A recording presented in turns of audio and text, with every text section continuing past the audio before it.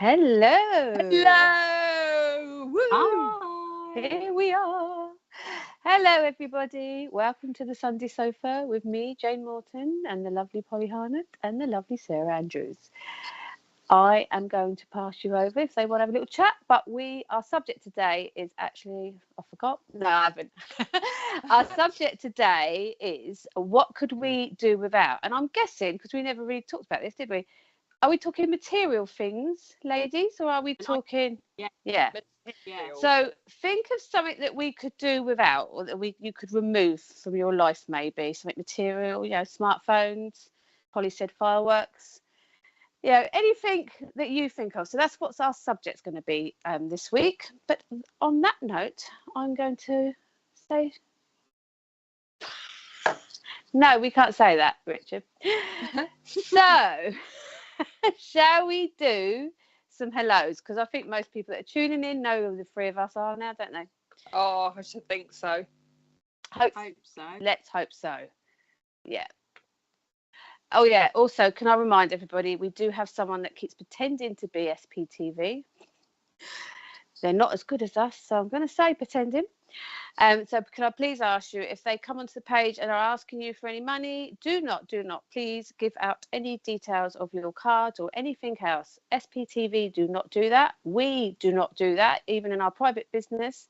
So please be mindful of scammers on this page and on any page actually you tune into. But yes, we will not ask for your money. It seems to be everywhere. It is everything and anything. All you have to do is politely say, "Get off my land." Get off my land, or get out my pub. Get out of my pub. Anyway, where's the hellos, Mr. P? Let's go into them. Hi, Victoria Stumbo. Love that name, Stumbo. Hi, Stacey. Stacey.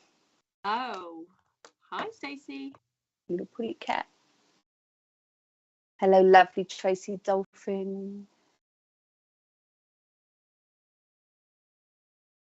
Hi, Natalie. Afternoon all. Q. Hello.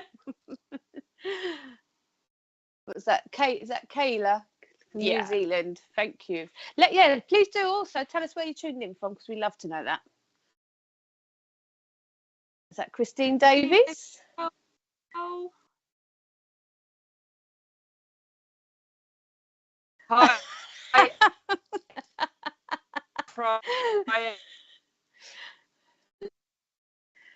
Lorraine. Oh, hello. Can I just apologise to everyone that's tuned in? I'm struggling to read the comments, plus I've got internet problems. Polly keeps freezing. So if we look like we're all going and doing nothing, it's actually because I think we're all waiting for something to happen. So yeah, we're a little bit out of tune this week. Okay, and Richard's making comments. Hi, Jane Gee. I hope you're well. Valerie Pepple. Hello, ladies. Good day to you both. Oh, to both? Good. There's three of us. Another one behind comments. Hi, Patrick Monaghan.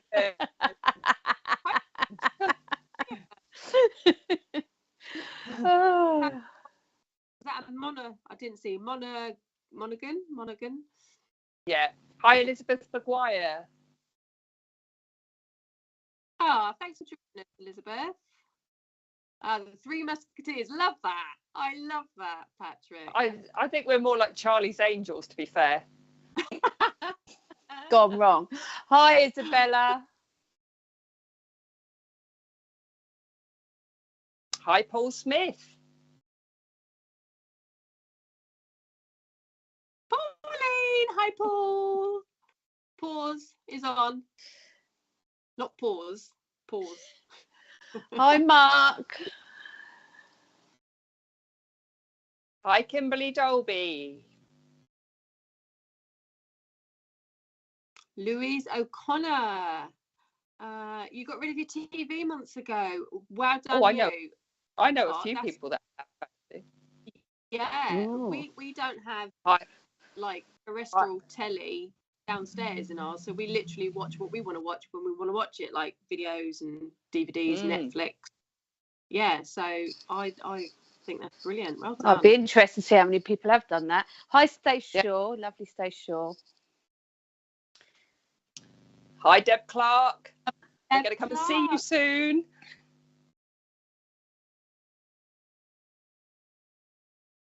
Okay. So Polly, Sarah, the lovely Deb Clark is going to be coming to the Roebuck Inn on Friday the 2nd of December. I can't quite see the time on there. 7:30. Have we got tickets left, Mr. Producer?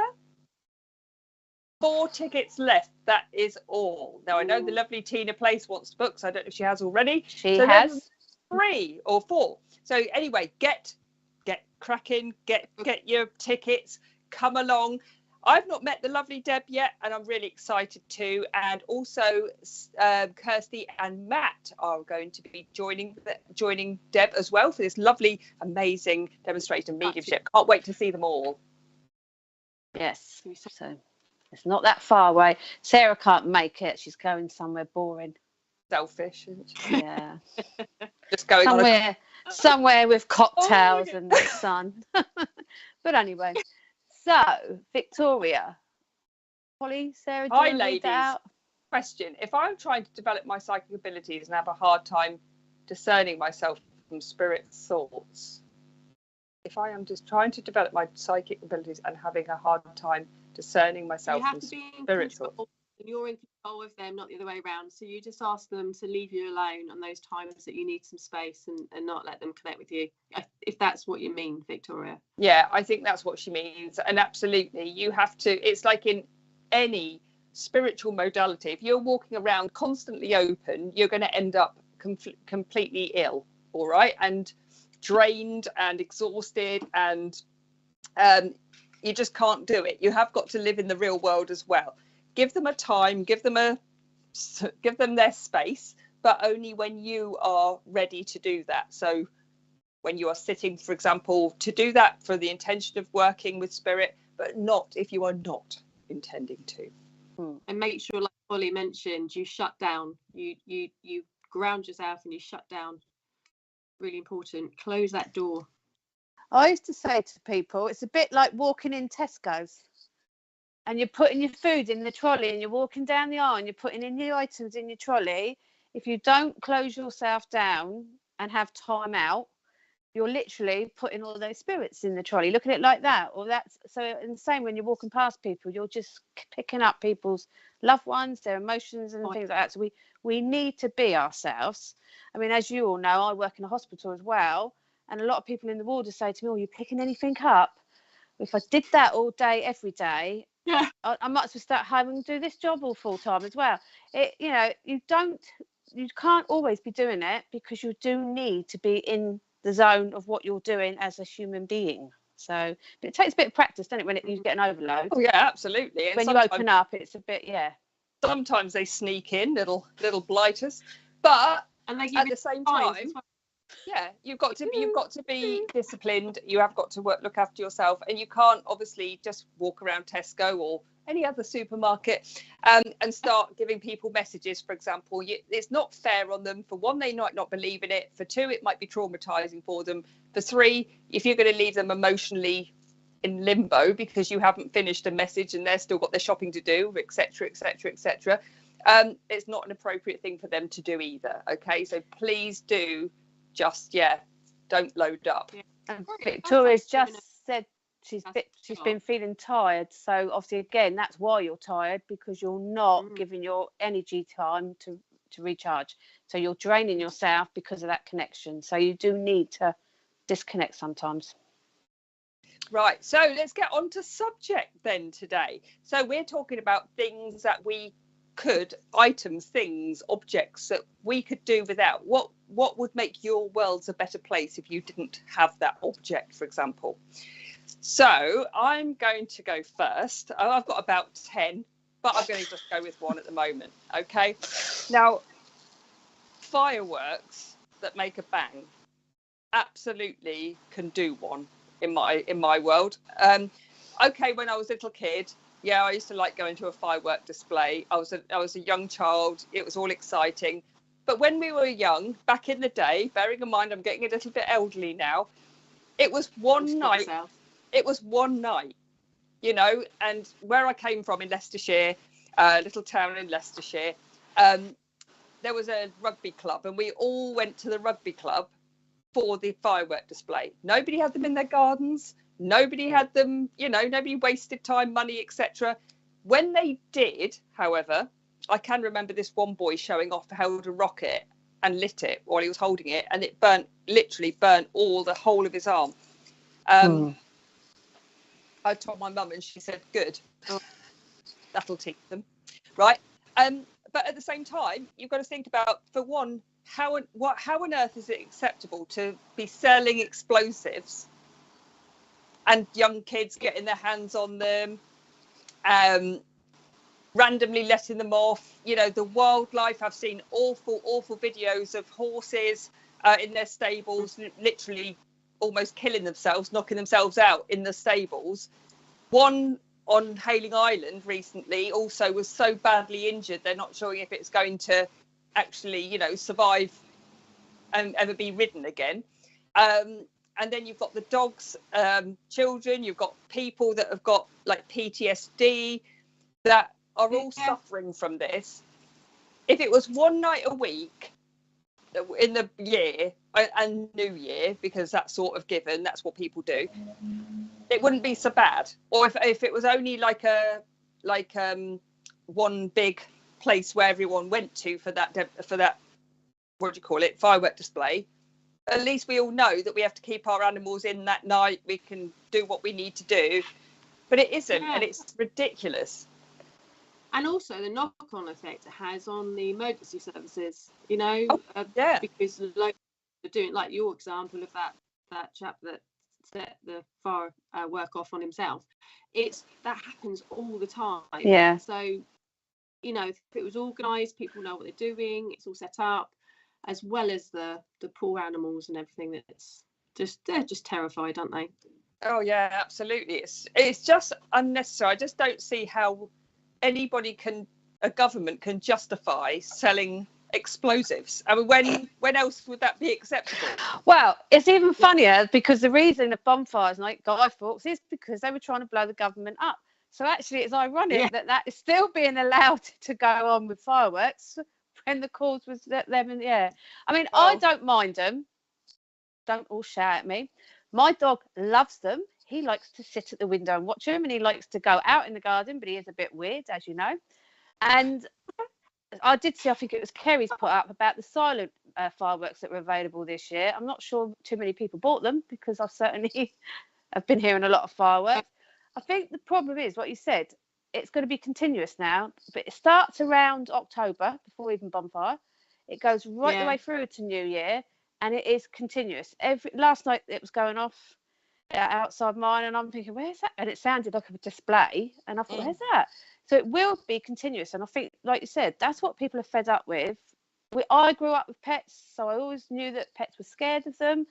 Like I said, my dog, I'm quite lucky; it doesn't bother him, but my previous pets have. So we do need a bit more control, I think, over them, and who can actually purchase them, because I can't believe pop-up shops are allowed around that time of year as well. People make an absolute killing and then they disappear again. But, you know, it's like anything. How do we control things like that? So we knew fireworks was a big one on your list, Polly, because it woke you up last night. You couldn't get no sleep. I couldn't even get sleep. What's yours, Sarah? Oh, let's read Stacey's comment. But I definitely agree that fireworks are a waste of money. I never saw the point of celebrating a criminal that happened to commit high treason. Maybe we should throw a party for burglars too. Or maybe we should throw a few politicians on a bonfire. I don't know. Or throw them in the jungle. Who knows? Yeah. Sorry. It's funny though. I mean, obviously Guy Fawkes comes from that, but where does the original fireworks come? I bet there's more history to fireworks than we actually. Yeah. And the gunpowder that could have gone off. Yeah. That's basically it. But yeah, it's celebrating it is a bit peculiar, isn't it? So Kerry Farmer put no sound fireworks I don't think will work, because the bang of them is part of the excitement. I agree. Yeah, but I agree with that. Even though it makes you jump, what is the point of standing there watching a load of things go up in the sky and they're just going... But what's the point of spending 50 quid and chucking it? Ooh, They should be drones. Oh my! What normal people? Sorry, people. Sorry, not normal people. Oh, they're like Richard's just said that the drones were being used this year to let off fireworks as well. So obviously technology is moving on. Maybe drones could be on our list. They do find them very intrusive. You know what? At a point where we won't need to do anything, will we? Just, where it's all been. Different colour lights. No, yeah, that. Bit worrying. So, Sarah, what's your I want to get rid of?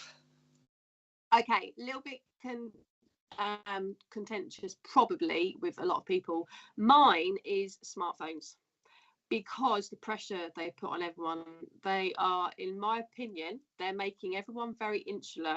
Now, I'm not talking about like the internet, I'm not talking about iPads, computers, I'm talking about smartphones. I'm not talking as well about getting rid of phones, mobile phones, because they have got a place. They are handy, for texting and for messaging, and having that sense of security that you've got a phone on you.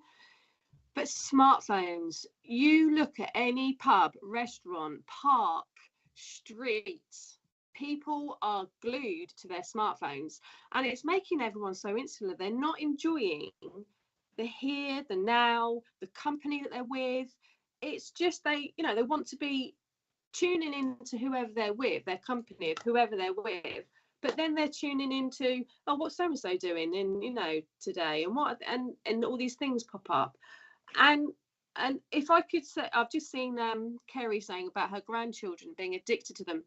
Oh my goodness, it's just, this is why I feel so passionate about it. The amount of pressure it puts, particularly teenagers, into having to conform to being everywhere and being responsive. It's like the minute somebody wants your attention, they're going to get it.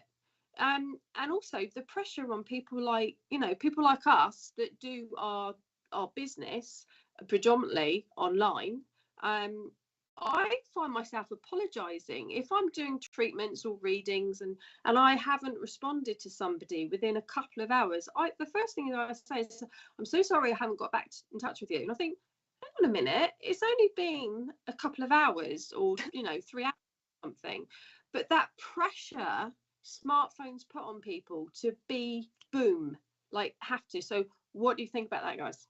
I agree, but I was just laughing because you're apologising for a couple of hours. It usually takes me at least 4 or 5 days to actually reply to anyone. But because I'm so inundated, by the time you've been a human and worked and walked your dogs and sorted this out and that out and the other out and had your own personal problems, to deal with, and then people just don't think that you might be booked up or you might be working all day or because you are self-employed that you're going to answer straight away. There is no possible way that it would be a massive fluke if I responded to a client in a couple of hours. A massive fluke.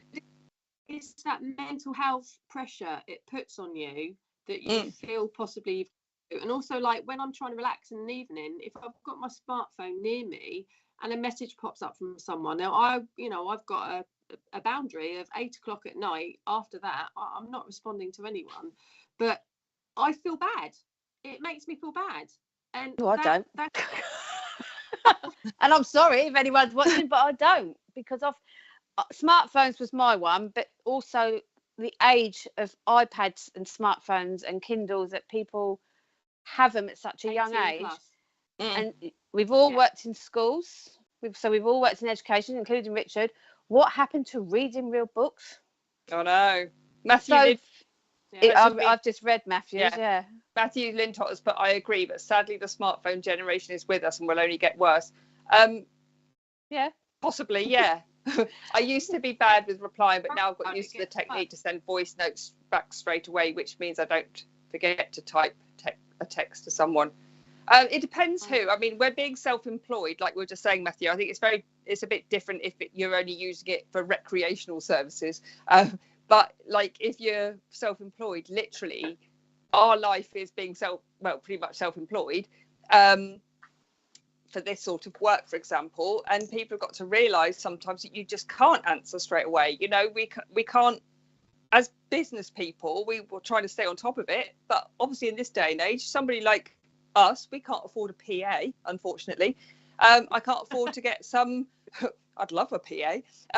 I can't afford to get a website sorted. To be fair, would I use it? Probably not, because I can't be bothered, and can't be bothered with all that.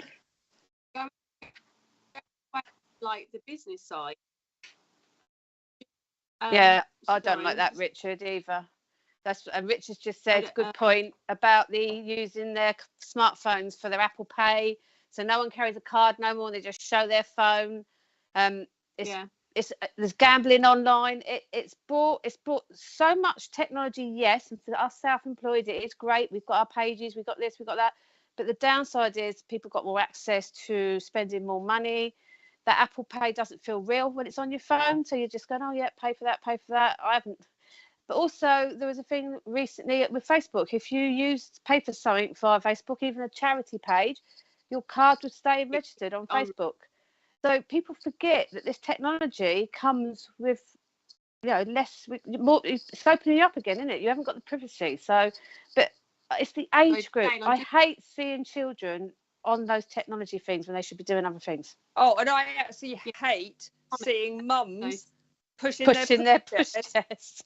And they're on their phone. They're not even looking at their little child. Honestly, that's what in a playground park, and they're all just sitting there looking at their phones. They're not interacting. And going back to, I never had them when I was bringing my children up, and I'm so glad for that, because I know it's pressure that people are under. You have to be so self-controlled about putting them in your bag and just ignoring it and being in the moment. That's what I mean about being in that time with the people you're with. And it doesn't matter if you share it with the world. Stacey, sure, you've put, but on the flip side, I know my youngest at 14 can contact me any time. And as a parent, I can contact her anytime she goes out. So from a safety view, I could be lost with that. That's why I said, first of all, Stacey, about having a mobile, just having like what we used to call like a brick. It used to particularly do calls. But Stacey, I grew up with a smartphone, without a mobile phone. My mum and dad never had them, and look how resilient I am. I'm a good problem solver. I can come if my mum and dad said I had to be in by a certain time, I was in. If I wasn't in, they then knew there was a problem, and then they could go and trace where I was. Not that ever happened. So I do get what you're saying, because I'm a parent as well. But going back in time, we were all perfectly fine without them. It's this pressure we're under to know exactly what people are doing at every single moment, and that is what I don't agree with. I don't like it. Sorry. I think as well, like you said, about my first mobile phone looked like a telephone box. It was that massive, right? You could have just got in, right? Put some money in. Yeah. But it was so massive. But you don't need a smartphone to let somebody know where you are. But I mean, to be fair, this day and age, there's barely any public phone booths, if that makes sense. And there isn't, because the ones that are there have got urine in, but they're not there because people all have a phone. Some people so that's why. I mean, we're not knocking it, and obviously this isn't about mobiles and smartphones, and that's not what it's about. And yes, and Paul, I've just read yours. Yes, I've got grandchildren. Polly's got grandchildren. It is lovely to film your grandchildren, but there's another flip side to that. If you keep that, that's fine. But sometimes when people put stuff on the social medias, I'm always a little bit like, everyone can see that. So it is great. But so were the cameras we used to have. And I used to love the camera, the instant one where you took it and it came out and you went, whoa, I can see it straight away. Also, like about cameras, smartphones, how many people actually print off their photos from their smartphones? I bet they don't. And they probably download them. People actually look at those memories? Hardly ever. I bet they don't. you actually have like some photographs and you just print out no, not all of them, but just print out the memorable ones, the important ones, you can look at them and you can enjoy them. When they're on a computer, you're not likely, you might do it if you're a very technical person, I know, but you're not likely to do that. If you've got an actual hard photograph, it's so different. It's so lovely. Yeah, I just read Natasha's. She put, my son's in the army, will be FaceTiming these holidays, which that is good for that, and it is, and it was good over the lockdown. Brilliant. Yeah. Brilliant. So we weren't knocking that side of it. We're just saying people have become very attuned to staring at their phone and not what's going on in the world around them. So have we got any more, Richard? Kerry Farmer doesn't like vaping. Oh my god! Don't get. Oh my god! Is that vaping? That was on my list as well. For another. I am the Antichrist. I do apologise, Kerry Farmer. I tell you what, it is work, and it is because I do that way more than I ever had a real cigarette, without a doubt. So it's in one. Pardon? Do you think it comes more of a habit to do it because it's because you can do it without it or because like if you can't do it in a venue, you go into the toilet and do it, no one even knows. You don't even have to go outside and get cold. Richard, keep an eye on her in the holistic fair. I just do.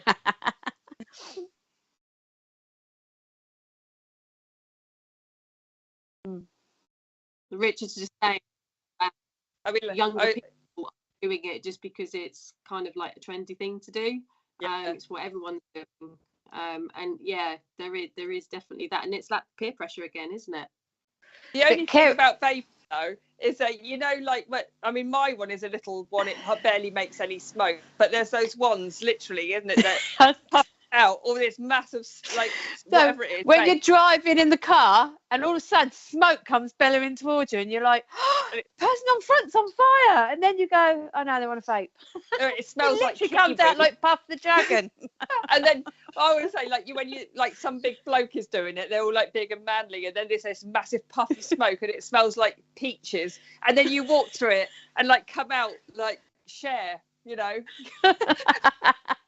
just like stars in your eyes. You just come out like this. Yeah.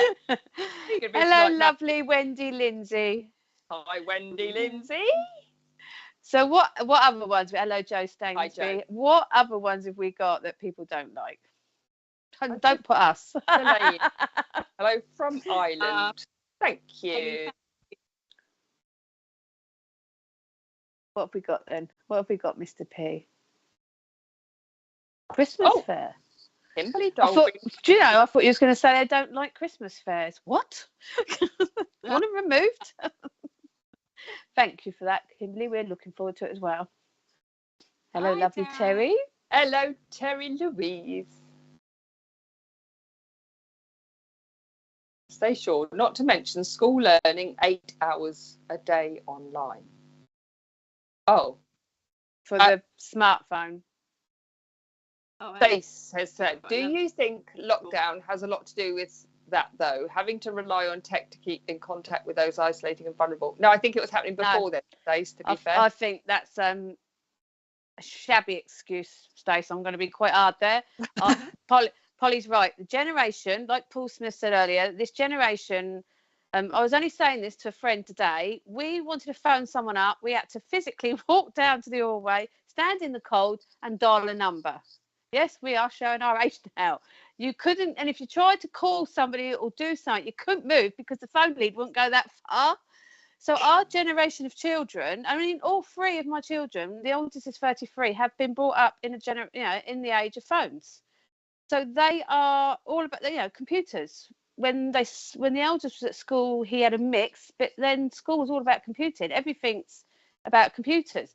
So I think it was definitely going on in that generation before. Yes, we probably used it more because we all had to. And that's where it was good for FaceTiming your loved ones who you couldn't see. But the actual walking around that phone in your hand has been going on. I mean, like I said, 33, I've been a mother for 33 years. I'd say the majority of that, I've watched people more and more with these phones changing, wanting a new phone, and just literally glued to it. You can talk to people and they don't even put their head up. It's rude. It's irritating. So yeah, and then blame you because they've walked into you, but they're the ones not looking. It's taken away the art of conversation. You could sit in a restaurant and watch couples. This is my little pastime. You can actually watch people sitting in a restaurant both on their phones across the table. Yeah, but if that's a date night, you can keep it. With that people, with the people they're with, they're more interested to see what's going on in the world of Facebook, Instagram, or whatever, YouTube. It's just not right. I saw Matthew's comment just now. Richard, can we go back to that one possibly? Saying about we never had likes of things like this a few years ago with Facebook Lives, I think he means, yeah. So technology is bringing communities like this together. Absolutely. I have got absolutely no problem with that at all. And it has massively opened up the world to many people. It's not about the internet. It's not about technology. It's about smartphones, because you have got that pressure on you to either be in a current situation, but you're not fully there. And you've got to have a lot of self-control to put your phone away in certain situations so that you are actually conversing with the people you're with and you're taking in. And it's like things like concerts. The majority of people that stood there with their phones constantly looking at the concert through their phone, believe me, because I've been there without smartphones and I've been there with smartphones. It's a totally different experience if you actually just look and enjoy the moment. It's totally different. And that is what I'm massively concerned about, because people are becoming insular. So although the internet is opening up the world for things like this, which is superb, it's making people actually very insular and not being within the moment. That's what's important. And they're not enjoying that as much as we used to. I pulled Matthew a couple of cards. I got Rest and Rejuvenate there, and we got Material Harvest. Now, Matthew, they're sort of a bit of a mix of, let's say, good and not so good, these cards, okay? With the Material Harvest, this is like showing me that things are starting to like really look up for you. I see you working really, really hard at something at the moment. Work, projects, this sort of thing going on with you, and it's all sort of coming together. But there's the Rest and Rejuvenate. I just feel like you've just got a little bit, when I say a little bit out of control, right, with your head, like you're trying to sort of either, you're juggling too many balls, basically, let's say like that. You're juggling too many balls.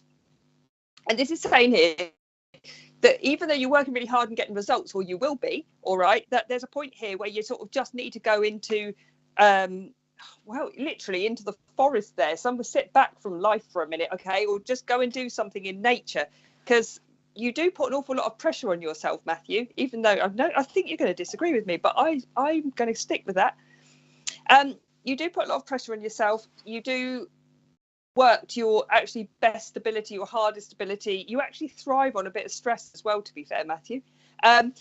But this is to say here, you can still get the results by just taking that little bit of a step back or a little bit of time out, okay? And trying to leave the phone behind, or whatever it is, the laptop, whatever it is, okay? Just leave it behind. Just go off for a couple of days. Go and do something, when I say radical, just something in a different way, sort of radical, okay? Like go and hire a camper van or something. You know what I mean? It's like something just to get out of the way. You need to get out of the way. But everything's going in a really, really positive direction for you, as long as you can just sit back and not end up literally just wearing yourself thin, okay? I've been the biggest hypocrite ever saying this. Biggest hypocrite ever. But yeah, just take that advice, Matthew, because it's all good. Everything's going in the right direction. In fact, very, very well. Very, very well. All right. There might be something as well coming up about buildings, architecture, structures, etc., etc. And yeah, please do think wisely before you either make a purchase, or that's what I'm going to say. Okay, it will be all right, but just make sure you've read all the T's and C's. Matthew Lintott says, I'm very OCD, and yes, I do strive on stress. stress even, but too much is not good. I agree, for my health. Thank you, Matthew, for the feedback. So he did agree with you. As well, Polly, before you were saying Archangel Ariel stepped forward for you, Matthew, because I work with the angels, and Archangel Ariel is particularly about abundance. So when Polly was saying things are coming your way, they really, really are. She's all about the abundance, but she was also saying about flow, and you need to take like Polly said, you need to take a step back. It's almost like you like everything to be in control, when you like to be in control of things, and she was just saying just take a step back and let things just flow. Like Polly said, Ariel was showing me, you've got that abundance coming. I pulled you a card, Matthew, and you had, I'm trying to get my ring of fire out of the light. Sorry, it's not going to do it, is it? But it's King of Michael, and a king card is about being logical. And I'm really picking up on, is there some sort of issue with you, Matthew, with like friendship? Because it feels like there's something, this is what this card is referring to. It says on the card, wisdom and objectivity are important now. Stay in your integrity, a situation that calls for honest and open communication. So I don't know if you can, you let me know if you've got some sort of something going on where it feels like there's a friend that I as I'm saying that, it's affecting my heart as well. I think they've upset you in a way somehow. So the angels are reminding you that you are strong, you are capable, and that you have got the forward motion of just trying to stay logical about it. Don't let your heart take over whatever decision, whatever communication you need to talk to with them. Okay. Richard, he had a comment up before that though, Sarah, that said he suffers from fibromyalgia, and then that one. Yeah. So I don't know which one is, whether they're yes, I suffer with fibromyalgia. Yeah. Yeah. So I hope that makes some sense. Have we got any? Oh, sorry, it keeps cutting out, so I didn't know I was talking over you then. Sorry, Sarah. Is there anyone that has got something completely different like they'd like to get rid of, Mr. Producer? Something completely different. Joanne Wood. I hate the foul language that the young girls come out with, especially if they're in a group. Yeah, I totally get it. Yeah. I don't know if you can take that away. Could take their mouths away. Oh yeah. Okay. Just for anyone that's joined us, our topic today is about what would you take away? What could you do without, or what would you take away? So like in the materialistic world, what could you do without? We've talked about fireworks, we've talked about smartphones, talked about tech really, and a bit of social media. So what would you like to see sort of gone? I get what Joanne's saying, and hi Joanne, because I know Joanne, and I think again kids are getting worse with that because of the technology, because they can bully people through the phones as well. But it is, I think we also forget things always did go on before we had technology. There was still lots of awful crimes, and children were still children, and boys were still boys, and girls were girls. You know, this technology just highlighted it. Yeah. And obviously, like telly, we only watched telly in the evenings in those days. We didn't have a lot of great shows. Well, we wouldn't watch it in the daytime anyway, because we should have been at school. But you know, the news was only on at certain times of a day, and it was just like that. There was none of this totally in your face all the time. So have kids got worse? Has foul language got worse? Because it's always been there. Swear words have always been there.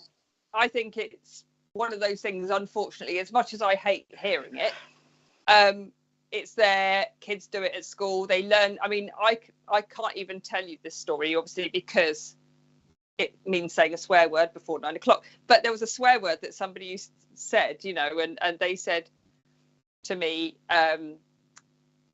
do you something, right? And I can't say it. And I was like, yeah. And I had no idea what it meant. Absolutely no idea. And obviously, nor did the person that said it to me, because they were like, obviously checking me out as well. And I was like, yeah, I do that. And I'm thinking, I'm so glad now that the other person didn't know what they were talking about, because it could have been really bad. And I'm glad there wasn't any social media as well at that point. But it's just like, there was always that there. But I think when we were a kid, when I was a kid, certainly. I mean, I was way more innocent because I didn't really hear it at home. Yeah, my dad did occasionally. If you think about films and things like that, and pop videos and just lyrics and stuff like that, I think the acceptance of it and kids can watch any unedited version on YouTube, for example, can't they? Yeah. Like when we were kids, I remember Frankie Goes to Hollywood Relax got banned, and you couldn't hear it on the radio. You had to go and buy the record, which I did, the 7-inch. Me too. I went 12-inch. Hi, Matt. Hello, Matt. You was very slow there, Mr. P. I was waiting for some sarcasm. Well, it's hard to watch because, as Sarah said, we're all like slightly either slower than the other one, or it looks like we're over talking each other. So I hope to the viewers you understand us and it's not looking too jumbled. But yeah, we all feel a little bit like. Yeah. And hi, Matt Grogan, because I saw your name. I see, a lovely Matt. Aurora, get rid of money.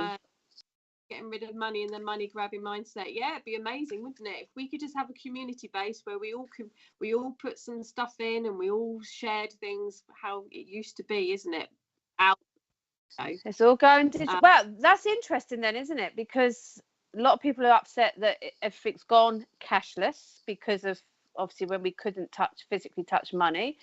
So how many people resent the way technology's gone on the cards? Because everything just tap your card.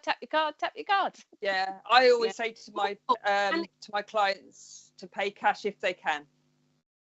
And also, like children are now being encouraged because the government wants it to go cashless.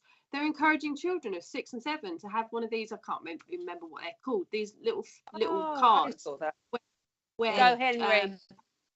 Money on their card to get them used to. Yeah. A card, and it's called Go Henry.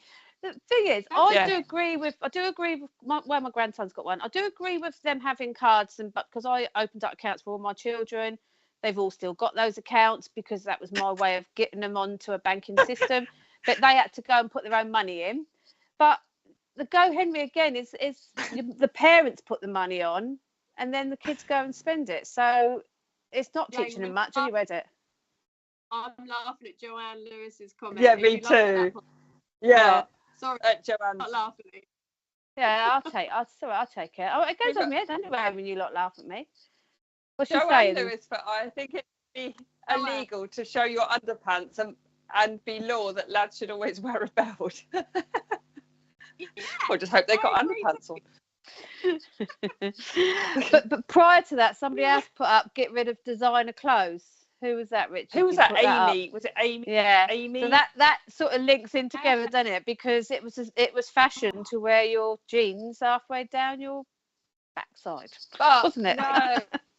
I think where Amy's coming from, though, when designer clothes, kids want designer clothes, and that pressure. You know, if you're going to be the parent that says no, you know, because you can't afford it, designer clothes. To be fair, and again, we've all worked in education. I remember some of the children absolutely hating having like what they called a mufti days, or when you could wear your own clothes to school. And they called them mufti days when my kids were at school. Yeah. And the amount of stick that they'd get if they were wearing something from George from Asda. You know what I mean? Yeah. Tesco's rejects, they used to say. Yeah. And it's not fair because I mean, we couldn't afford to dress our kids in designer clothes. I said if they wanted to go and buy designer clothes, they can go and earn their own money and do it. Yeah. I agree, Amy. The pressure my boys put on me to have the same as their friends. Now I totally get it, Amy. Should we give Amy a reading? Yeah. Yeah. Yeah. That's what Richard's just saying. That's why they introduced school uniforms, which is really, I mean, as much as we don't like to sort of, I don't know, have to be the same as everybody else, at least it takes away a problem until there's...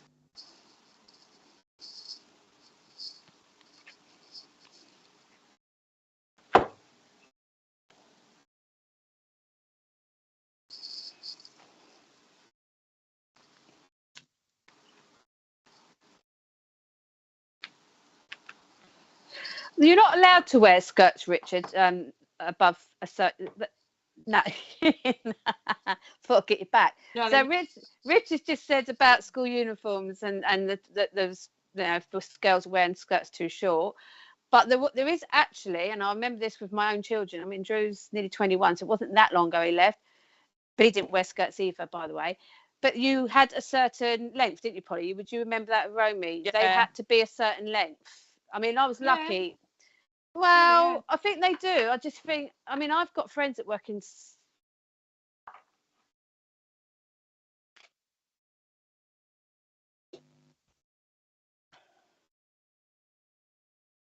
Filming them, yeah. I remember. I mean, but I think, I mean, we could go on another subject there. I think schools at the moment are all struggling to actually do the right thing with children, because there's so many do's and don'ts. And I know when I went out with a group of my friends who are school teachers last week, all from different schools in Portsmouth as well, and some of the posh ones, what they say and what is going on, you actually do sit there and think, God, thank God my children have left school. But then I've got grandchildren now at senior school. So yeah. I think it's just, again, the way the world's going, the technology, everything, kids seem to not be getting that discipline that we had, or we grew up with respect. So, but I mean, yeah. And the other thing I was shocked at with school uniforms, although they are to keep everyone the same, they are getting more and more expensive, especially if they have blazers and special stuff. And there are more and more people now going to schools and getting them secondhand because of how things are going with the cost of living. So even having a school uniform is now becoming a financial crisis. So it's quite worrying, isn't it? My youngest son's cost, he went to a private school, but the only reason he went to private school is because he got a 75%, what do you call it? When they pay for them to be there, basically. A grant. You only have to pay. A grant. Yeah, whatever it is. Assisted place or something like that. Yeah, there is a word for it, but I can't remember. Yeah. Anyway, he got that because of his like, you know, academic ability, etc., and sport. We'd have never been able to afford him to go. His blazer cost £90. Yeah, they are. They're not cheap. And we had to get it big so that it would last him a couple of years. Going back to Amy, have you got anything creative at the moment? Because Archangel Gabriel is the archangel you need to connect with to help you with your creativity, because there's something, it feels like an art-based kind of thing. I don't know if you're arty, but you're being encouraged to be creative and create the world for you. And the card that I drew for you is Archangel Zachiel, who's all about clearing energy. So it feels like the clearing energy and going for this new idea of this project, or it could even be a hobby, but it's something that's going to aid you in your sort of balancing of your emotions. I'm not implying that you've got high emotions, but just sort of balance you a little bit. And the first sentence says success that comes from objective compromise. Got that word objective again. We had that just now, didn't we, Matthew? But just trying to see different options but allowing things to be cleared for you, just allowing things to let go, because the last sentence says forgiving and healing energy. So just try to let go of some things, because your spirit drawing, fabulous. Really, really important you do more of it, Amy, because it's really going to help you connect with yourself and just to make you feel more balanced, because I feel like it hasn't been going on as much as you wanted it to. But forgiving and healing energy, you need to let go of some things, which is why Zadkiel is the perfect angel to call in to help you release and heal, release things, okay, so that you can move forward. Can I just say as well, Amy, I know you're saying you're doing spirit drawings, but I kept seeing a pottery wheel going round and round, so I felt like you were doing some kind of pottery work, even if it was at a class, just went to a workshop or something. So I am seeing you doing that on a creative side as well, because I can't get the wheel out of my head. But I'm also getting you, again, I want to say you've got to speak out a bit more. I think there's a situation going on around you at the moment that you're finding it very hard to say what you really want to say, and there's a little bit of tension going on, so you're sort of staying in the background, but you need to just speak out a bit more or withdraw yourself from it, because it seems to be affecting how you're feeling on a day-to-day basis. And let me know about the pottery wheel, because that is like spinning in my head at the moment. You're very welcome. What other comments do we have, Mr. P? Morning, hi, Sue from the US.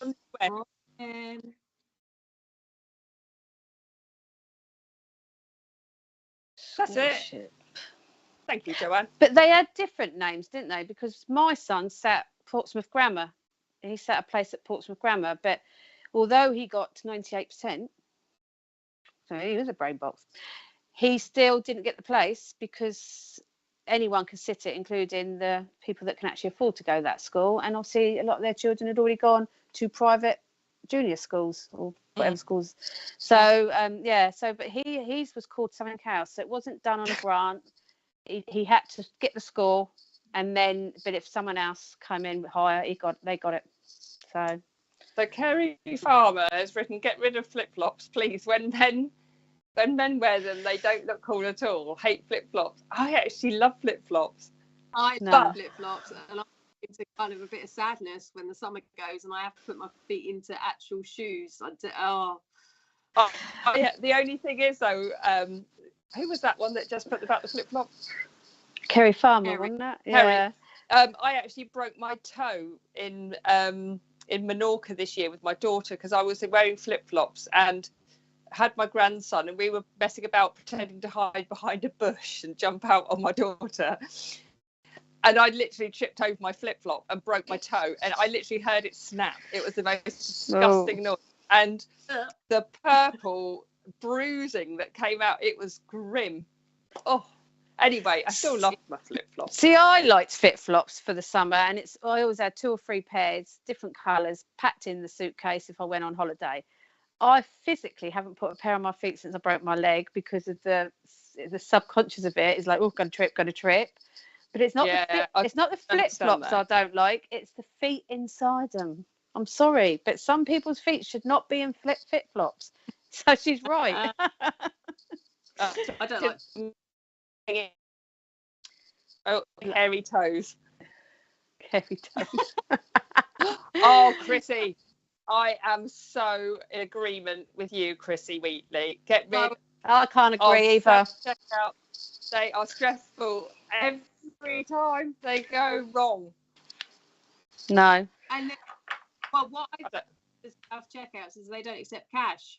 So it's again, and it's also doing. Yeah, some do. Well, some do, but not many. Yeah, Marks and Spencer's do. Morrison's do. Sainsbury's do. I know as much. See, this is quite a contentious subject. We should have done an old show on self checkouts. I hear a lot of people commenting on self checkouts, how it's taken people's jobs away. But actually, it probably has to a degree. But everyone's cutting costs somewhere. But Richard's right. I will not stand at a queue when I can go bang, bang, bang, bang, and I'm out the door, because we are busy people and we've got things to do. I don't think we should be told to use them, and I don't think we should be going. I mean, you go in Matalan in Waterlooville and they're shouting, "Anyone paying cash? Anyone paying cash?" Because then you can go down to the till, one till. They do that. So they shout it, Polly, because I'm literally creased up in the queue. Cards. Because the self checkouts there are by card. Yeah, so they ask for cash. So they have one till on who can take cash, but most people of a certain age, and do like to still use cash. So they're all still queuing, and then I'm like looking for, just nip in there. But if something goes wrong, the one on that checkout's then got to get off to come and check your checkout. So I agree there's glitz and things with them, but I don't believe that they are the demons that everyone is putting them out to be. fit in with our lifestyles and they come in handy. If I see someone sat at a till, I will go to her or him, because I think when they're sat there, that's what they're paid to do. And I always go, oh, you look bored, I'll come and let you do my shopping. But if I'm going in quick, then I'm going to use them. And so I agree with Richard. I don't think they're that bad. So sorry, Chrissy. Yep. I think it goes back to expecting everything to be done in that instant, and people are forgetting to be patient, you know, just 2-3 minutes of waiting, you know, and if there is a massive queue, then they used to open up another checkout, didn't they? But the people aren't there to put on another checkout because they're having to make cutbacks. But the whole idea of a checkout is that if you've got a few items, so if you're going in for a few items, why queue when people have got trolleys when you can do that? I think it's just, again, Iceland, yeah. I mean, Morrison's have actually put in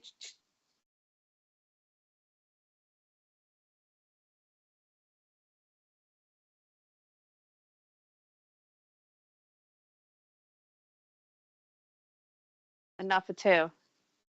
Richard saying about how they do have two checkouts on at all times working. Yeah, I agree, they do. Yeah, I've actually said though, I've actually said the words out loud that, you know, the abbreviation is FFS in a very, very loud voice, because it's gone wrong, and then I have to wait for somebody to come and sort it out. And I would literally say it like a stroppy old cow. Anyway, Chrissy Wheatley, because I totally agree. You need more practice then on the checkout. No, honestly, I feel like I get so stressed. I feel like I'm doing an Albi or Lidl. I start going boom, boom, boom, boom. Just want to, because I hate them. Anyway. Yeah, I mean, if it doesn't register it when you put it on the other side. Once you scanned it, it's saying, you know, assistance needed. You think, oh, I was doing this to be quick. Please place the item on. Please place the item correctly on the whatever. Back in it. I have. Item removed. So Chrissy, because I love Chrissy so much, I've got her 2 cards. We have got the waiting game, and we have got Triumph. Look at you, Chrissy Wheatley. Okay, right, the waiting game. Now this, I do feel like I'm seeing paperwork, contracts as something here that you're waiting for, Chrissy. Something that has been going on and on. Could even be a little legal niggle, something going on there, right? So this is just saying here, as long as you've done all the research and all the work and etc., all the stuff behind the scenes, okay, then the waiting game's not going to be too long before it's over. Now I keep going to the number 2, so I want to say within 2 months, okay, that everything's going to start looking rosy for you. We've got the Triumph card there, okay, which is absolutely marvellous there. You've got to sort of, when I say go get it, if there's things going along around you with, like I said, either legal things, contracts, etc., it is like going at it hammer and tong with this, all right, but actually not giving up, not saying no, but getting something sorted out, all right. I do see some money somehow coming to you as well, so I'm not quite sure how this is actually, without really tuning in and spending a whole show with you. But yeah, just know that something's going to be coming in. I see the fruits of your labour. Everything's going to get sorted out. Definitely in the next couple of months, I want to say. Hope that makes sense for you, Chrissy. Is it a house move, Chrissy? Because I'm seeing a freeway move, like you know, when you have to wait to everyone to sign them on the dot. I'm seeing like 3 signatures, so I feel like it's some sort of house move because 3 different people are writing it. So yeah, that's what I got. Advert time. Okay, then we're going to put some adverts. It's hammer time.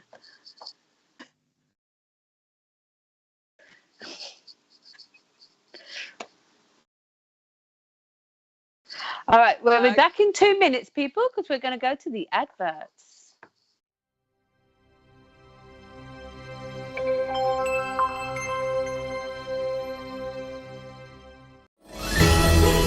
Spiritual Psychics TV are happy to tell you about their second holistic fair. Our event has over 30 stalls, with 8 readers, free talks, and workshops throughout the day. From 1 p.m. on the day, we have a free mediumship demonstration with Deb Clark. Our holistic fair has 5 different crystal stalls, 2 homemade soap specialists, with 6 different healers, ranging from spiritual, Reiki and sound healing. Readers such as Matt and Kirsty Grogan, Polly Harnett, Sam O'Neill, Jane Morton, Nick Brown, Emily Baker, and Patty Kennedy. We also have a variety of other interesting stalls available. Our event is on Saturday 3rd of December starting from 10 a.m. until 4 p.m. at the Waterlooville Community Centre. Come and say hello, enjoy the free workshops, talks, have a private reading, and purchase some wonderful Christmas gifts at the SPTV Holistic Fair.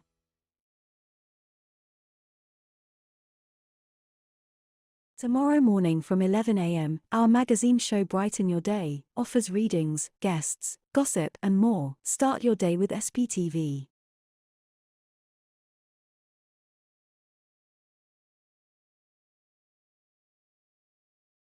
Matt and Kirsty host their show tomorrow from 8 p.m. The show consists of answering your spiritual questions and offering free mediumship and oracle card readings. We're here. We're back. We're back and it's gone black. And So, did anyone put electric scooters up? Who else have we got? Yes. Okay, Chrissy Bentley, electric scooter, especially when they are left around everywhere. Absolutely. Apart from the fact, right, my story. Oh, I was so cross. So cross. Oh, I know where she's going with this. Yeah. So I was my daughter wanted to go and get her car cleaned, and I live in Portsmouth. And I said, oh, I know, there's a really good one. Follow me, right? So come out of my road, turned right, stopped at the traffic lights, and there was the straight on lane, and then there's a lane that goes off left Kingston Road sort of onto the M275.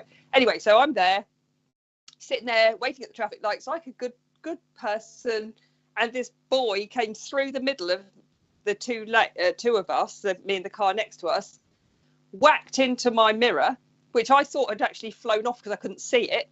Then obviously the cars, he went over the top, landed on the floor, got up, looked at me, and I shouted, "Excuse me, you just knocked off my mirror." And so he stuck his middle finger up at me and zoomed off, right? And so I shouted, "I hope it hurt." And it's not very spiritual, right? But I was so cross. The fact he'd got up, he'd knocked off my mirror, and off he went, and I couldn't do anything about it. So I then drove. Pardon?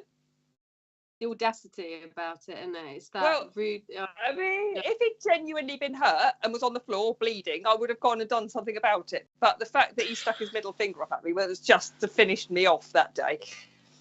And then had to pay a hell of a lot of money to have a brand new one put on. It was destroyed. So he didn't care a bit. He just, was more bothered about his electric scooter. But there are those boy ones left around in all sorts of places. I've seen them.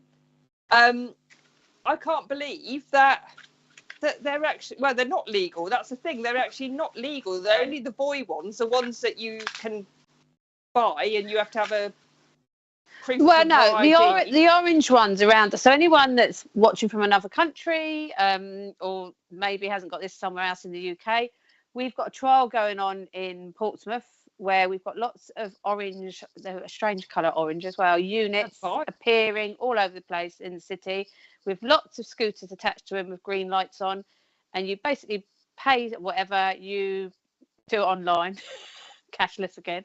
You have to show your driving licence, and you can literally take these scooters, and they've appeared in so many places.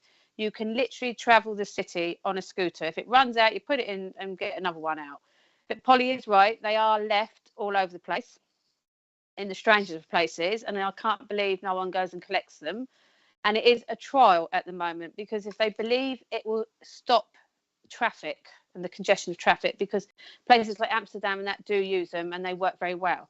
like most countries abroad that actually have very good transport schemes, we just don't seem to get it right in this country. Well, so certainly around yeah, Portsmouth, people have got no idea on the highway code. These kids, these people, haven't got a clue, and they're cutting cars up. They're coming straight out of junctions. Yeah, if you ride a moped scooter, you know, a scooter, what I used to call scooters, mopeds, you have to pass your test, don't you? You have to pass the, what's it called? Or have a provisional license or something like that. Yeah, but with scooters you don't, and they go fast. They do go fast, but also they haven't got number plates or anything on them, so you couldn't actually, if someone did that, and get them to pay for your car, because actually they've gone.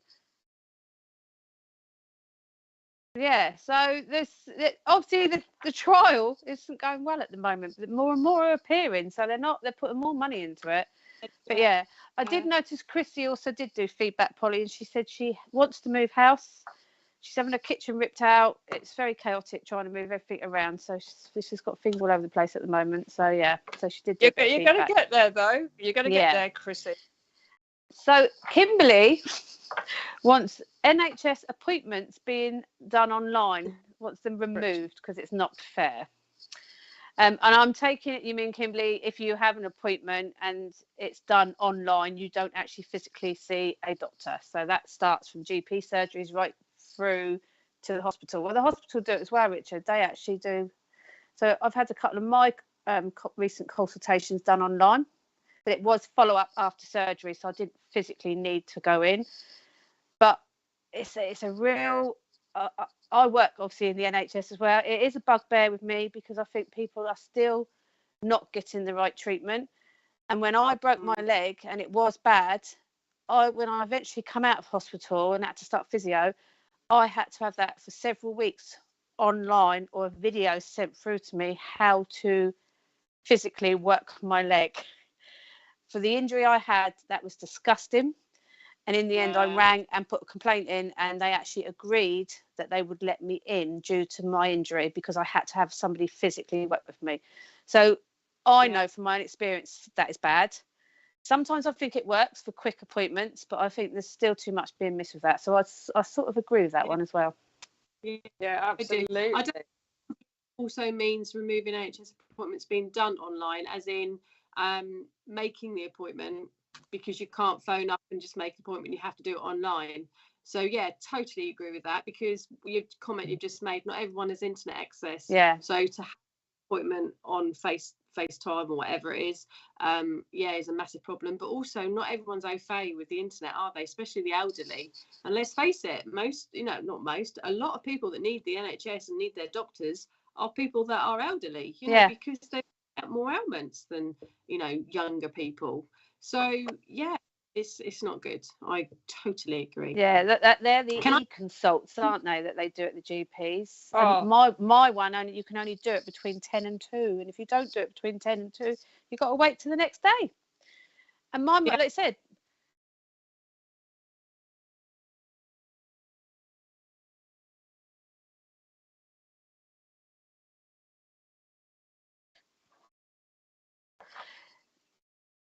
yeah, I agree with that, Richard. Richard just said about the receptionist. Sometimes it's hard you've got to give so much information to someone that's non-medical.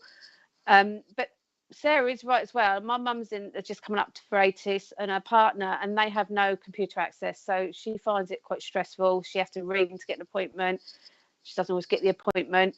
I, as you know, am currently off sick due to my surgeries, and I just literally go online on an admin bit and tell them I want more sick, and they give it to me, and they haven't even seen me. So I could be sitting. So there's a lot of things now that you're sitting there thinking, well, surely you should be like checking in with me. Surely you should be checking I'm all right, or surely you should be checking I'm generally sick. It's quite worrying. Past, haven't we? Like HRT and contraception and things like that. You used to have a one-to-one checkup, weights, not temperature, that's the wrong word, blood pressure, and all of that before they would write a prescription for you. You don't have to do that now. They just write the repeat prescription. It's so wrong. So wrong. It is. Yeah. And Chrissy's right as well. She put, I think with people with mental health problems are not getting the help. Sorry, you keep cutting out, Sarah. I don't know if you're talking or not. Sorry. Yeah. I stopped because you were doing it. Okay.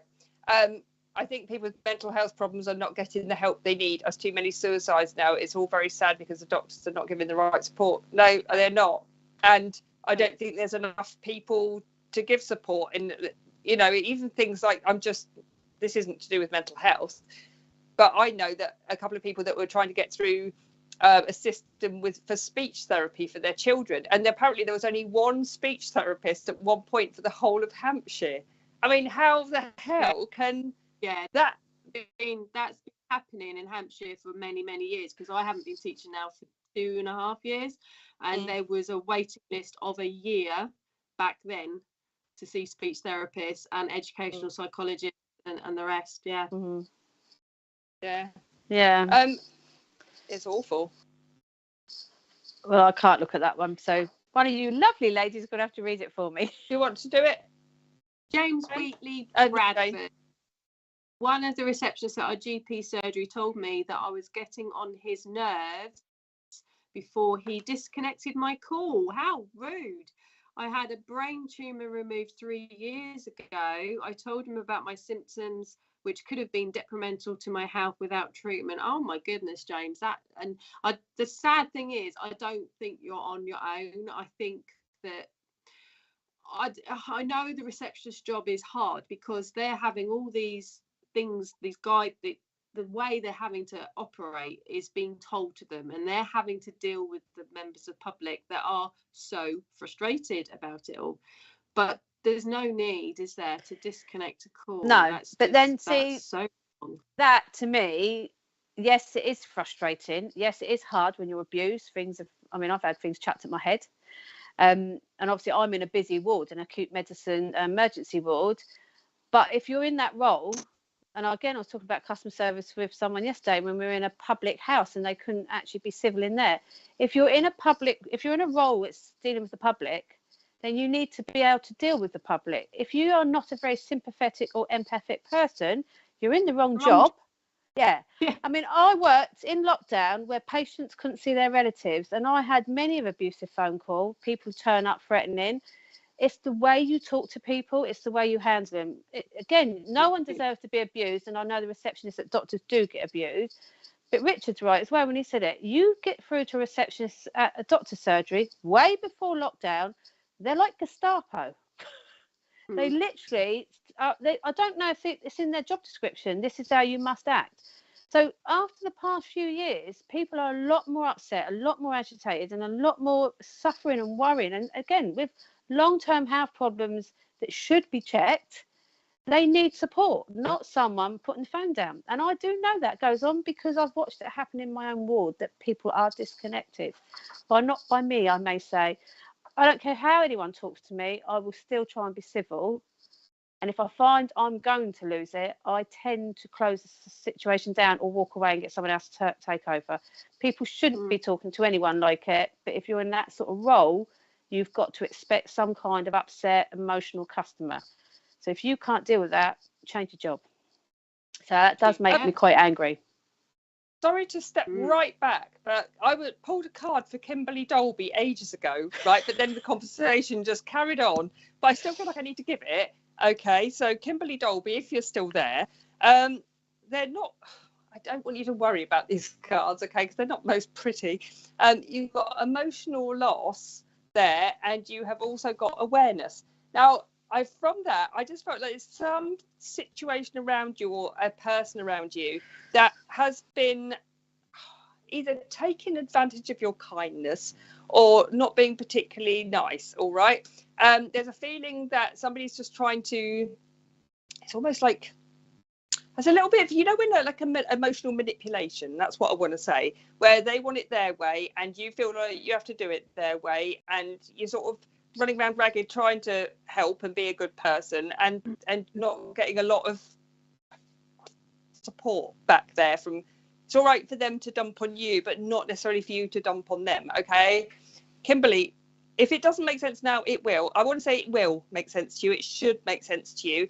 sometimes it takes us a little while for a penny. When I say for a penny to drop, I think we've all been in a situation, me, Sarah and Jane, where you tolerate a friendship, relationship or whatever it is for a certain period of time, and you sort of think, oh yeah, that's just them, that's just them, that's just them. And then you actually think, actually, why am I tolerating this? Okay. And I want to say the penny's going to drop, if it hasn't already, that you've got to start looking after yourself, your own emotions, and nobody else's, really. Okay. Stop feeling like you have to accept that behaviour. I think, Polly, because that's just fell out for her, the tribe. So that sits quite nice. Can't see it. Well, it says the tribe, Richard.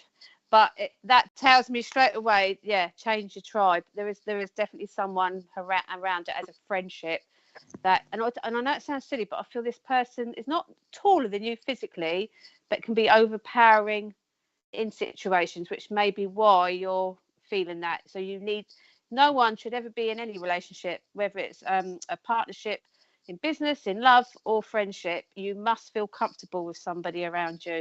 And I'm feeling this person can be quite intimidating. Yeah, some people just do, like say it can be family members or anything. So sometimes we just get on with it and tolerate it. We just don't have to.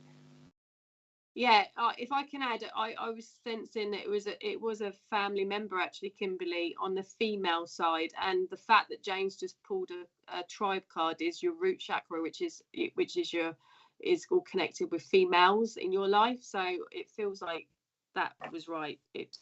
I think you will probably know who it is we're talking about. Okay, so moving on. James, I told him that he clearly had no medical training whatsoever because my symptoms would concern any trained medic. I filed a complaint straight away.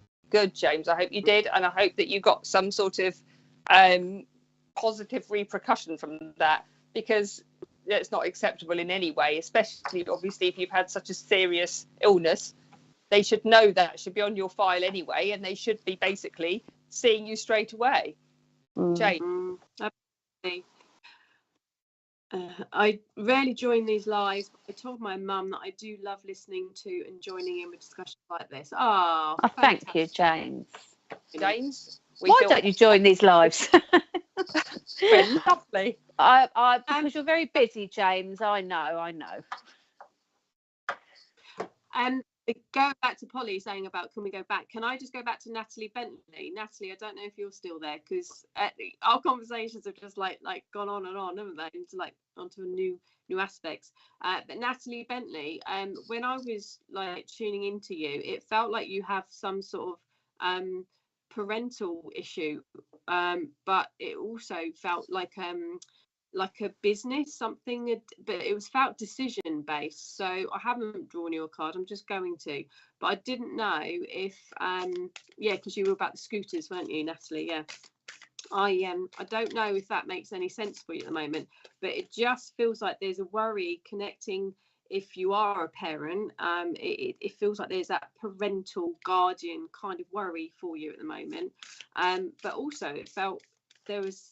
Are you trying to make a decision about something to do with business or something to do with your job, or it felt like that? So I'm just going to pull you a card and see what card you get. Okay, you've got an awesome card. You've got past lives. Gosh, that's a beautiful card. Release your past life karma. You are an old soul with deep wisdom. Okay, this feels connected with like the parental feeling that I had. It feels like you do actually know what you need to do in the situation. You mustn't doubt yourself. Your deep wisdom, like the card says, holding your past lives will healing your past lives will raise your vibration. So that's a really interesting. Starting a new job next week, fabulous. Yeah, I thought it was something was coming up about job. Brilliant. So if you've got if you're not sure now, just be aware that I feel like there's going to be some sort of, not issue, but there's going to be a little bit of a concern, worry for you. But draw on your past lives. I just love this card so much. It's so magical. Look at it. But yeah, your deep wisdom. So go in and draw on your knowledge of what you do have inside you. Okay, Natalie. Thank you for letting me know, Natalie. Okay. Do we have any other weird things? Weird things. Weird things. Weird. Do we have any other weird bugs? enough. Anything else that people want chucked out? It's Apart like from room us three. 101. So James is my son. He doesn't get a word in edgeways with a mother like me. Oh, James, bless you. It's Chrissy, is that why you can't watch the lives? Because you're always talking. You can't see it. Can't watch us.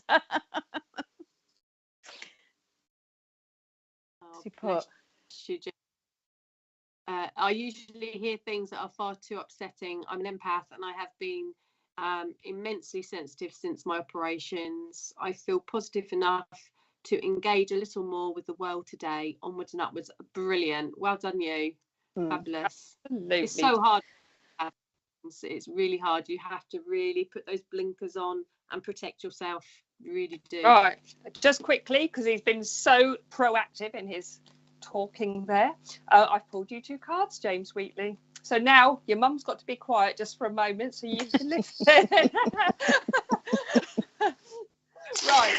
We have balance there and we have light there. Now, amazing cards there. Now, pretty ironic, bearing in mind you just said about how sensitive you are. And I want to say here that I do see things really quite changing for you, James. Have you been thinking about going into some sort of group, like development group, or learning a little bit more? All right. I also see you being very, very good at talking to other people. All right. Like talking to other people that have had similar things going on.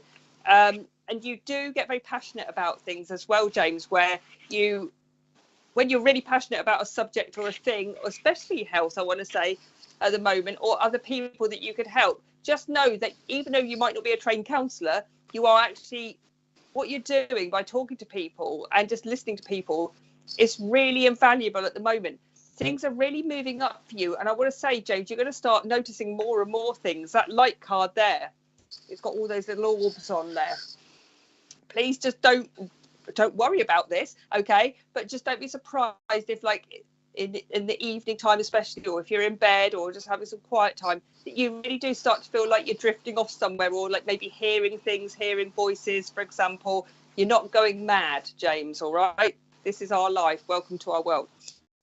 You just need to develop on it when it feels right for you. Now, the other card there is rest and rejuvenate there, okay? So yes, it was 3 years ago, but there is still things going on with you at the moment. It feels like you get easily tired, easily exhausted, and overwhelmed. So this is saying here, just sit back again, but just know that your life's changed quite significantly in the last few years, but it's for a reason as well. All right, you are a sensitive soul, a spiritually sensitive soul, and you need to be starting to think about how you're going to use that.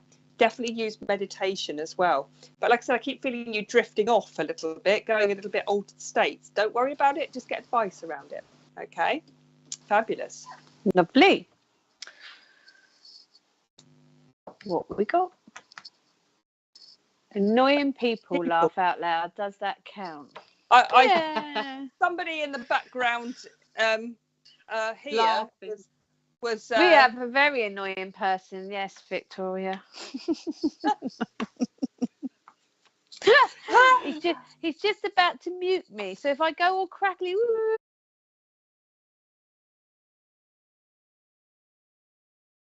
yeah, he hasn't. No, actually, Mr. Producer said earlier, annoying people, actually. And so you've just said it, so it's okay to say. Yeah. It. You know, but then annoying people might think we're annoying. I know a lot of people that probably think I'm annoying. Sometimes I get on my own nerves. Oh dear. Wow. It's all right though, because Jane and Sarah laugh at my ridiculous jokes. James, that will be very difficult for my dear mother. I've been thinking about this a lot recently. We even attended a charity event. Oh, a charity evening. charity event to raise awareness of brain tumours and found the strength to reassure somebody, which was a big step for you. Woohoo! Big hug. Oh, High five. brilliant. Like that. Okay, just know that there's going to be more of it, James. And it's sort of, let's say, sometimes things happen and the results that changes you, it's all for a reason, all right? It's to take you into that different world. It's like Jane, for example. One day she wasn't a medium and one day she wasn't a trance medium, but now, unbelievably, she is. Yeah, I'm a very strange trance medium. Don't know what Polly's done to me. Kerry Farmer, she knows she's annoying. I'm sure you're not, Kerry. Lovely. Right. So lovely, people. We have come to the end of our show, so I hope you all enjoyed it. We had some great topics. We've all got our bugbears and we've all got our things we probably would like to see gone, but would we truly get rid of them? No, we would. We would have nothing to moan about. Yeah. And I'd just like to say, because I think it's Sarah's last show until the new year. Is that right, Sarah? It is. It is. Yeah, So, I'm on a course in week's time, and then I'm away, and so it'd be the new year when I'm back, guys. So she hasn't left, just in case you don't see her face and don't know where she is. She is going to have a lovely, lovely, lovely holiday with her lovely husband, and so we wish you a Merry Christmas in advance, Sarah. But I know we'll see you before then.